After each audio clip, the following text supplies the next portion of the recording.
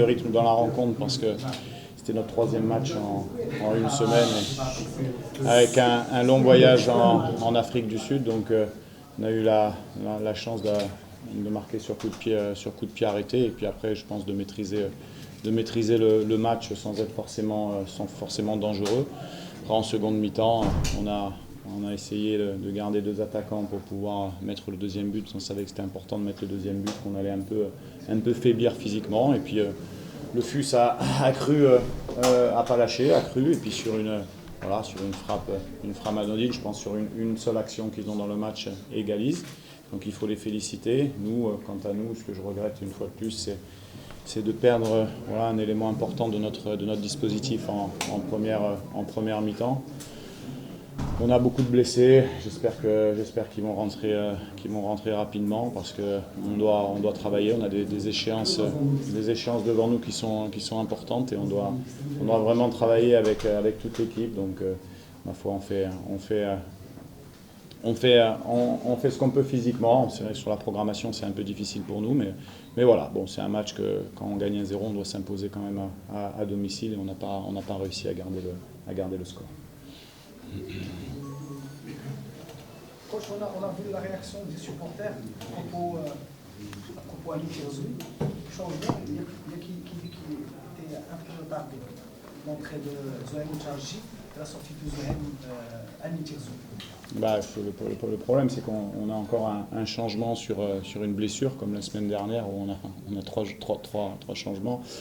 Après, on sait que Amine est quand même important sur les coups de pied arrêtés. C'est lui qui tient le coup de pied arrêté aujourd'hui. Après, c'est un équilibre d'équipe tactique à trouver parce qu'on avait mis quelque chose en place avec des joueurs, pas forcément de percussion sur les côtés, parce qu'on voulait utiliser l'espace qu'ils laissaient avec leur système de jeu à 5 à l'intérieur. Après c'est pareil, à 1-0, il faut avoir aussi les possibilités de changer poste pour poste. Là, après, effectivement, quand on a pris le but, il y avait Moutarji qui est plus un profil de percussion et offensif. Voilà, après c'est sûr que quand on se fait égaliser comme ça, on est toujours déçu. La semaine dernière, on avait gagné à l'extérieur.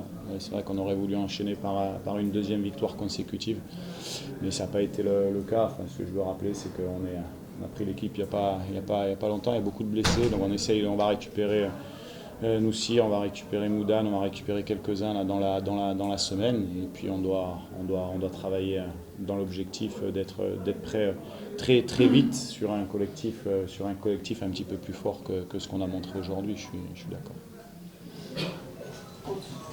On a vu que le public derrière était très en colère à cause du deuxième part. Qu'est-ce que vous pensez de ça et est-ce que vous avez un message pour... Oui, c'est normal quand on fait match nul. Ils étaient contents la semaine dernière quand on a gagné à l'extérieur.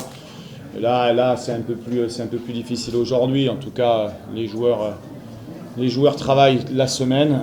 Voilà, il y a des nouveaux joueurs à intégrer. C'est pas simple non plus pour un nouveau staff technique de prendre la machine en cours de route avec autant de blessés et de nouveaux joueurs à intégrer. Donc c'est sûr qu'aujourd'hui, peut-être qu'ils sont déçus par le résultat, mais je veux dire, au niveau des joueurs, on essaie de donner le maximum de leurs possibilités du moment, et c'est sûr qu'on ne peut pas se satisfaire de ce résultat à domicile.